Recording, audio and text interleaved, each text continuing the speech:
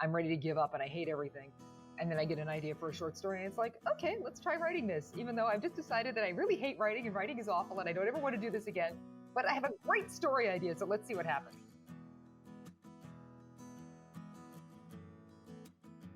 Welcome to Queries, Qualms, and Quirks, the weekly podcast that asks published authors to share their successful query letter and discuss their journey from first spark to day of publication. I am your host, author Sarah Nicolas, and literary agent Sarah Fisk. Kathleen Marple Kalb describes herself as an author, anchor, mom, not in that order. A weekend anchor at 1010 Winds Radio in New York, she writes mysteries for Kensington and Crooked Lane Books, as well as short stories. She, her husband, and son live in a Connecticut house owned by their cat. So please welcome Kathleen to the show. Hello. Hi there. Nice to be here. Hi. All right. So today we're going to discuss your journey to publication, and we're going to start by going all the way back to the beginning. When did you first start getting interested in writing? And then how long did it take from there before you started getting serious about pursuing publication? Well, I don't remember a time that I didn't want to write a book. So for the first time I read books, I wanted to write them. And when I was, I think in middle school, somebody said, gee, you could write a book someday. And I being an overconfident tween, I thought, okay, sure, why not? From the time I was probably 10 or 11, I was writing things, not necessarily anything that any human would want to read, but I was writing things. And then when I was 16, the summer between sophomore and junior year, I actually wrote an historical novel, which I then attempted to query. Oh, wow. And this was before email and that kind of thing. So I was 16 a while ago. And I actually got I did not try for an agent. I just went straight to editors because I was, not very bright Western Pennsylvania kid. And I actually got a few editors at real publishers to read it. Mm-hmm. Thankfully, none of them bought it because I wouldn't want my name on that thing right now. But yeah, I did. So fast forward, college, building a career, getting married, child. And when my son started kindergarten, because I work weekends, so I can weekends and holidays and fill in. That's what I do. So I can be at home with my son. And all of a sudden, I'm going to have 5 hours a day where child is at school or doing things when I have all this time. And oh my goodness, why don't I return to the dream of writing a book again? What a great idea. And I did. I wrote a mystery set at a small radio station in Vermont, which will sound familiar because a later version of that isn't going to be published. Not that version, though. And that was my first one and queried it. It didn't sell, but I, got some people to read it and some agents and so, okay. And then I tried another project, which again, didn't sell, but I was still querying that while I was querying the Vermont radio mystery. And the third project, which is the one that ended up in the Ella Shane Mysteries, was a historical, because I've always been fascinated by historical mystery, by history and the Gilded Age. And I didn't think anybody was writing anything like this, which is a woman who sings men's roles in opera, trouser roles, trouser diva is what she's called. That I thought opened up all kinds of fun for a woman who does her own sword play and basically can be kind of an action hero while she's solving mysteries. And that one got the attention of some agents, and ultimately I ended up with my wonderful current agent. Yeah, we'll talk more in detail about that. So for listeners who've listened before, I'm going to ask this question a little bit differently than I usually ask it because I realized I was not getting out of the question what I wanted. Can you tell me more about the moment that you realized that you wanted to be a published author? And specifically, I'm looking at how did you think that was going to look? How did you think, your career and your life as an author was going to look? Not like this. I had this, I grew up reading Elizabeth Peters and Dorothy Sayers and Joan Hess and a lot of these people who were, and Sarah Paretsky, a lot of the people who were the early hard-boiled or the people who were kind of the new wave of women writing mysteries. And I thought I was going to write books and sign them and people were going to come see me and I was going to meet people and people would, yeah. And I...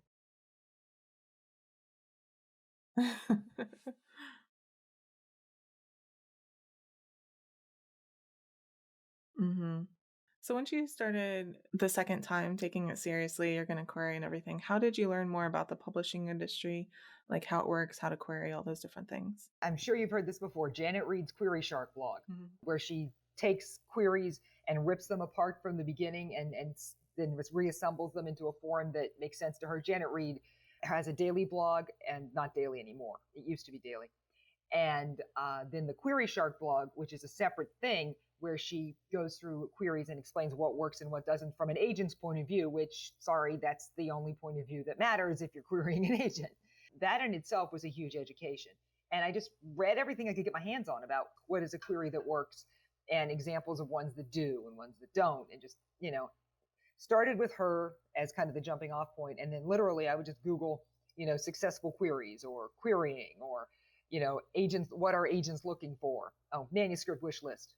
What are people looking for? Although sometimes manuscript wish list was kind of out there. People would say that they're looking for this one very specific thing, people in some little city in the middle of nowhere in the 1600s. Like somebody writes that book, but it's not me. And so it would sometimes be these very, very specific things, demographics and the, stuff that I'm sure it's a lovely book, but it's so specific that there's like one person in the world who wrote that book. So manuscript wish list is a little dicey, but it just basically read everything you can get your hands on. That's what I did. Yeah, that's definitely not the first time someone has mentioned Janet Reed's blog on the podcast for sure. Yeah, it's very helpful. Yeah. You gave us a little preview, but can you kind of break down for us your journey in detail from, deciding you wanted to be an author to signing your first book contract? What did the querying process look like for you? Oh, the querying process was impressively ugly. It, you think you know, and then you don't. I'm a broadcaster, and it's not like I'm wimpy. I'm a news anchor. We've seen stuff, and and I was a reporter at one point. I've seen stuff. I've done stuff. I've been places, and I'm not afraid of the word no. I'm not afraid of people telling me I can't or shouldn't be doing something. Mm-hmm. Usually I tell them to go to hell and keep going. So I'm one of the tough girls to begin with. But querying was a whole different level of emotional stress. I have 200 plus 200 plus rejections. And those are the rejections that I got rejections for. Mm-hmm.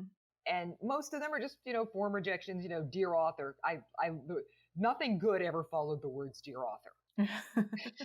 Okay. I mean, that's bottom line. Anybody who's actually going to buy your work addresses you by your name, not as dear author. Mm-hmm. I just kept going. I was kind of determined, and we were in the middle of a family health issue. And to some degree, it was like, oh, you don't like my little book? Well, do you know where I'm sitting while you're getting this? I'm sitting in a waiting room at a hospital while my husband was going through some stuff. Mm-hmm. And it's kind of like, okay, this is the small thing that I can just deal with, and the big stuff's going on. So, it's like, okay, fine. You don't like my book? Next guy. And I just kept doing that. And I had, the one project with the Vermont radio mystery, which kind of didn't work out, and the original version. And then I had another thing that was sort of a women's fiction piece, and I reworked that into a mystery. And then I got the idea for the Yellow Book. It's funny because people always say, did you know? And I did. I knew that was the one. So nice. I don't know if everybody does. It's time. Can you read your successful query letter for us? Absolutely. So this is the query, and it goes a little something like this.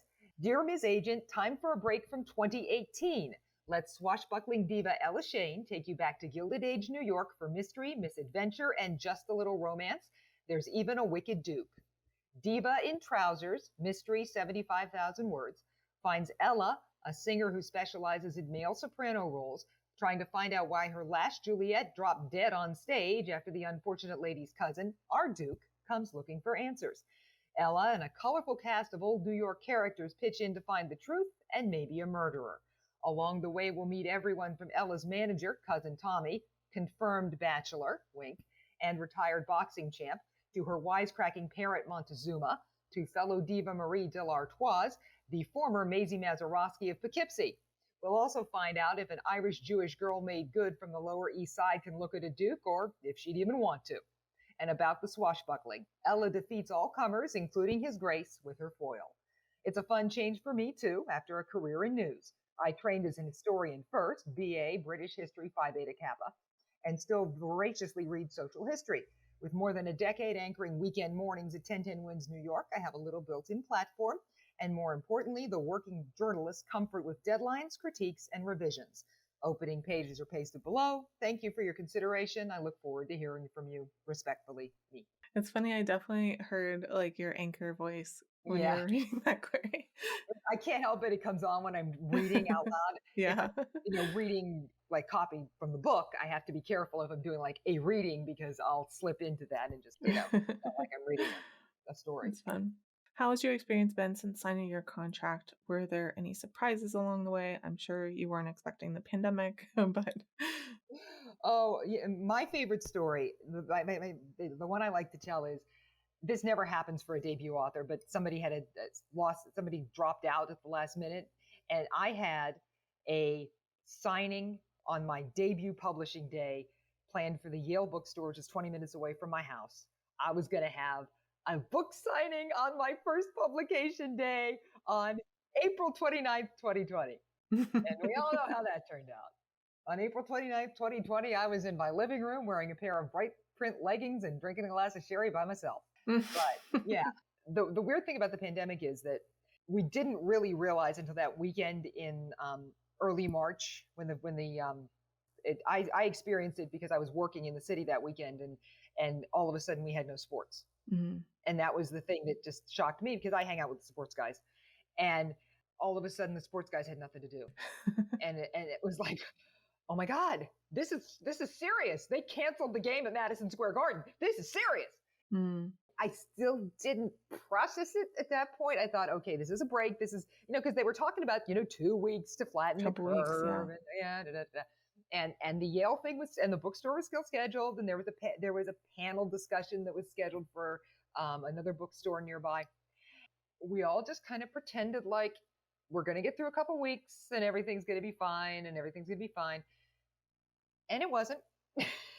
And in the meantime, the big surprise for me, and the advice I would give every writer now, is work on your social media presence. You may or may not need it, but get that sucker going, because I didn't have much of a social media presence. I'm an anchor in New York, and I've always been extremely cautious about protecting my family's privacy. Mm-hmm. And I didn't want somebody who didn't like my act at work to come after me at home or anything like that. So I was always very cautious about my online presence. And so I had almost nothing as an author presence. And I had to go out there and build the plane in the air, which was like, no, don't do that. Do not be me. It's time for the quick round. I call it Author DNA. Are you a pantser or a plotter? I call myself a semi-pantser, which sounds like the hero of some tween, graphic novel, but yeah, I'm a semi-pantser. I do the big scenes, and then I outline and synopsis and all that. Do you tend to be an overwriter or an underwriter? Underwriter. Lifetime in newsrooms. You have to tell me to expand things. I always come in short. Mm-hmm. Do you tend to write better in the morning or at night? Whenever there's 5 minutes and a flat surface for a laptop. Whenever you start with a new concept, do you typically start with first character or plot or concept or something else? Characters. It's always characters. Everything I write is character driven. It's, each of these people could only these people could solve these mysteries because of something they know. Hmm. That's just, I'm very character driven. Do you prefer coffee or tea? Coffee. Black, please. I'm from newsrooms. Whenever you're writing, do you prefer silence or some kind of sound? Gotta have background noise. I'm one of those fidgety people, and if I don't have some kind of background noise, and anything, just the TV down low, it doesn't have to be anything special or music or whatever, just anything will do. Mm-hmm. I wrote a lot of my first book with Law and Order in the background. Yes, I do that too. I watch Law and Order, and it's good. It's better for plot structure than people think it is because it follows a particular arc, mm-hmm. and there's it's actually not bad. For me, it was just always on. So yes. When it comes to the first draft, are you more of a get it down kind of person or a get it right kind of person? Both. I have a weird writing style. I don't have a first draft. I go over the previous day's pages each morning when I start, or whenever I get a writing session. The first thing I do is go over the previous day's pages. So there's never really a first draft. Mm-hmm. Sounds like that leans towards get it right, probably. Probably, yeah. That's also the news background. You prefer to be. One thing they say in newsrooms, every newsroom I've ever been in, somebody says it. It's better to be right than first. Mm-hmm. What tools or software do you use to draft? Just Microsoft Word and the occasional Post-it note. Okay. Do you write in sequential order or do you hop around? I hop around. Oh, wow. I get the open and the close. Those are always the first two things I get. Not necessarily in that order. Sometimes I know how it's going to end first and then get to the open. But almost always the first sentence, particularly with short stories. If I don't have the first sentence, I get nowhere. And final quick round question. Are you an extrovert or an introvert? I'm an introvert. I'm terribly shy. In person, I'm the person who's hiding in the corner over there, nursing my glass of wine and watching everybody. This always amazes people because, oh my God, you're on the air. Yeah, you're defying anchor stereotypes here. We're not supposed to be, right? But I am terrified of actual humans. If I have to actually look at eyes, eyeballs terrify me. I much prefer small groups or not being in the same room with people. That's good too. So the show is called Queries, Qualms, and Quirks. We already heard your query. Now we're going to talk about the second Q. What were some of the worries that you had on your journey? And were they realized or did you overcome them or how did they shake out? I was terrified I wouldn't be good enough. I mean, that's I think a standard thing for everybody, but I think a lot of time, but I'm from the Western Pennsylvania backcountry and not a lot of people get out, if you will. Not a lot of people get a degree and, go get a real job, a big job of some kind. And so I always figured that at some point I'd run into a brick wall. What the heck is this hillbilly? I can say that. Nobody else can call me that. Think that she's trying to publish a book, And so I was always terrified that at some point somebody would figure out that I was faking it, the good old imposter syndrome. Yeah, of course. And do you still feel that way or do you feel like I mean, some days, yeah, when I get a bad review and somebody gives me a 1 and says, there's no plot to this book, you go on Goodreads and you see there's a 1. I have no idea what I just read, but I hated it. Mm-hmm. That hurts and that smarts. And then you realize that, wait a minute, if I'm really that terrible, would I be here? Mm-hmm. So, I mean, I think it's normal. I think writers critique ourselves. We're much harder on ourselves than anybody else could ever be. Mm-hmm. Do you have any writing quirks? Is there anything about your writing process that you think is kind of different or interesting or unique? I write headlines in my work life. And so I have a tendency to come up with this snarky line. That's like my thing, is like the line.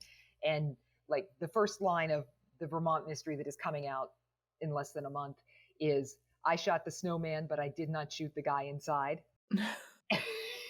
And it all fits the plot. It's not just for fun, although it is awfully fun. But I do that. I mean, I come up with a line. Jay, the main character in Live, Local, and Dead, is a lot snarkier than Ella, but Ella does the same thing. Ella's actually, the opening line of the first Ella book is, Juliets are more trouble than they're worth. I like a line. Mm-hmm. Sometimes I have to ramp myself back, and sometimes this happens to me in the newsroom too. I come up with the perfect headline and then somebody says, no, you really shouldn't be saying that. Yeah. I mean, I only write for book news sites, but sometimes I come up with like a snarky headline and then I have to write the real one because I know I can't use the snarky one. Yeah, we have that. And we do that in the newsroom too. I will get, we'll be sitting there, in the couple hours before go time, writing and stuff. And I'll look at my partner and I'll say, the headline I can't use this morning, as long as I want to stay employed. And then, we do that too. Yeah, I did get one through. It was called Books to Read for When You Still Don't Understand Consent. That's great. Yes, that's a good one. When you were in the lowest parts of your writing journey, what kept you going and why did you stick to it? It's that line from I think it's the Godfather 2, I think. Something always sucks me back in. Mm-hmm. It's the weirdest thing. It's not that karma wants me to do this or whatever. I think it's just that if you're open to that sign that you should keep going, you'll see the sign. Mm-hmm. I get that one on Goodreads and I'm ready to, crawl under a rock. And then somebody said something, then later in the day or a day later, somebody else says, great, I like this. This is really good. Or I get a good, or sometimes it's not external. Sometimes it's internal. I'm ready to give up and I hate everything. And then I get an idea for a short story and it's like, okay, let's try writing this, even though I've just decided that I really hate writing and writing is awful and I don't ever want to do this again. But I have a great story idea, so let's see what happens. Mm. Something always sucks me back in.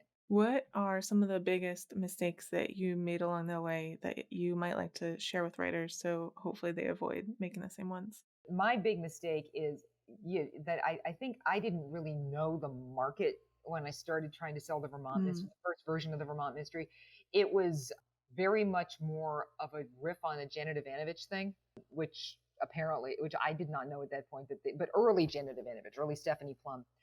And that was a great idea for me because I loved reading Stephanie Plum. But of course, by the time I'm querying that in 2016, that's a lot different. What is hot now is a lot different. And whatever your genre is, you need to know what's out there, what is the thing at the moment, and what the conventions are, which is something that I run into a fair amount because I do tend to push the edges a little bit of the genre. My books are considered cozy mysteries because every other word isn't something that has to be bleeped. There's not blood on the floor, and there's not graphic sex. That said, these are grown-up people doing grown-up people things, and serious matters and social issues are addressed, but they're addressed in a light, fluffy way. They're there if you want to see them. You don't have to. But I'm categorized as cozies, and it took me a while to figure out what that meant and how I had to kind of modify to go with that. So know where you are and know where your publisher is going to put you. Equally important, because from a marketing standpoint, if you don't, and trust me, you're going to be doing your own marketing. That's something everybody, you think, okay, I got the contract and they're going to sell that book. No, honey, you're going to sell that book, and it's your book. You darn well should. But you have to know how they're going to market you, and you have to know what else is out there and what else is going to be on the shelf with you. And I wasn't as good at that as I should have been. I should have done more research. That's nice. Yeah. So the second ever guest on the podcast, Michael Mamey, just said in a tweet the other day to someone, in response to someone saying that they didn't have any comp titles, that their book was unique, so they didn't have any comp titles.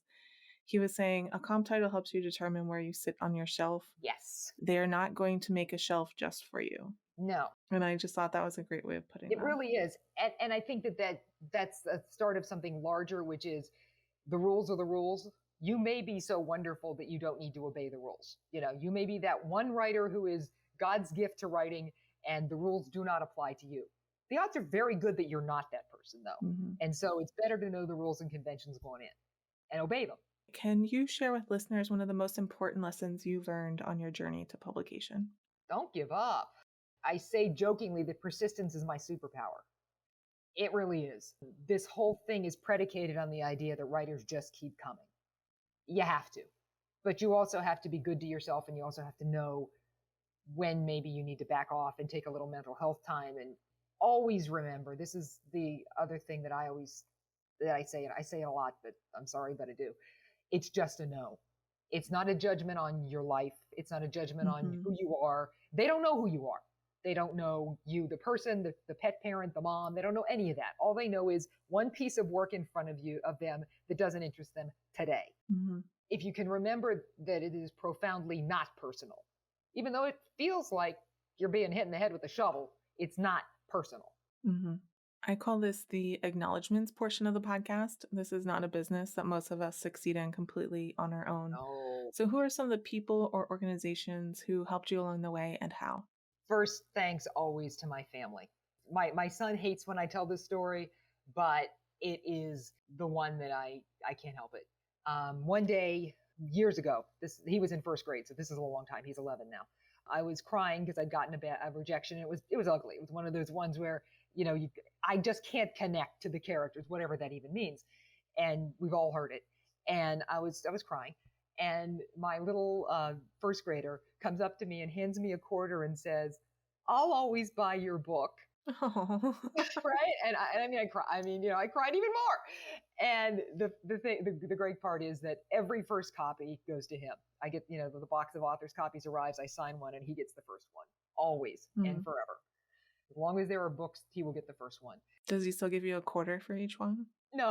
As a matter of fact, he hates when I tell that story. He's 11 now. It's like, stop that. And my husband, who, God love him, he married a sensible journalist. He's a fellow journalist, and he doesn't understand this fiction thing and doesn't read fiction and has no idea what he's supposed to do with this, has been behind me every step of the way. He's had some health issues, and he was in the middle of all this, and he still backed me up every way that he could. So my family is obviously the big deal. But I also have, once I got signed, I have a terrific agent on my side. You really have to have the right fit with your agent. And it may be the best thing that ever happened to you that you don't get signed with the first person who reads your full manuscript, because somebody who's better for you may be out there. And it only gets tougher from signing. I know people go, oh my God, I've got to get signed. Submission is far harder than it's not getting signed process. It's much more, it's scary as hell. And then there's the whole process of getting the publication, and you've got to have the right person beside you for that. And my agent, Eric Myers, is phenomenal. So your next release comes out under a pen name in February. Could you tell us a little bit about that? Sure. This is called Live, Local, and Dead. It is a Vermont radio mystery coming from Crooked Lane on February 8th under the pen name of Nikki Knight, which is a little tip of the cap to all of my radio friends. Slightly different genre, different name. And Nikki Knight is a common name for a nighttime female DJ. I've already had one person contact me and ask me if I'm the Nikki Knight he worked with, which I'm not. But it's a very common name for female DJs at night. And it's a rework of the original Vermont radio mystery that I queried these many years ago, with everything that I've learned as a writer and as a person, because there's a lot of the main character now, instead of being a single girl with three guys floating around and this very, very light and fluffy story of how she ended up running the radio station, it's now a single mother who's, as she puts it, as Jay Jordan, that's the main character's name, Jay Jordan puts it, her husband survived cancer, but their marriage didn't. And so so she ends up at a radio station in Vermont, and he's living in New Hampshire across the river, and they're raising their daughter together. The only problem is that she took over this radio station that used to have satellite talk and angry guys and, angry old white guys yelling. And two protesters are really annoyed that they can't have their angry old white guy yelling at them anymore. It ends up being about, and then the talk show host ends up dead in the snowman in front of the radio station. There are two actually very good mystery plots tied into this, and you have to keep your eyes open for those, because I have readers who go, nothing happens. Oh yeah, it does. You're looking at the cute guy over there. I was slipping in some evidence there, so keep your eyes open. This happens to me a lot because I like to distract readers with like a romantic scene or some little family moment, and somewhere in that chapter is a very important piece of evidence that they need to keep track of. But the story is as much about, and there's these two very tight murder plots, but the story is also just about local radio and the importance of having your own local media and not, some guy yelling at you from Atlanta. Mm-hmm. It's a little political, but it's not political in a red-blue sense. It's political in a we need to stop screaming at each other sense. All right. Kathleen, thank you so much for coming on the show and sharing your story with everyone. Thank you. Thank you so much for listening to this episode of Queries, Qualms, and Quirks. You can find the text of Kathleen's query in the show notes, along with links to find out more about her and her books. If you enjoyed the show, I'd really appreciate if you help me find new listeners by leaving a review on Apple Podcasts or Podchaser, or now Spotify, telling your friends, or sharing this episode on social media. If you're interested in supporting the show, go to patreon.com/pubtalklive. And if you're a published author interested in being a guest on the show, please click on the home base link in the description or go to sarahnicolas.com and click on the podcast logo in the sidebar. That's Sarah with an H and Nicolas with no H. Thank you so much for listening, and we'll see you next time.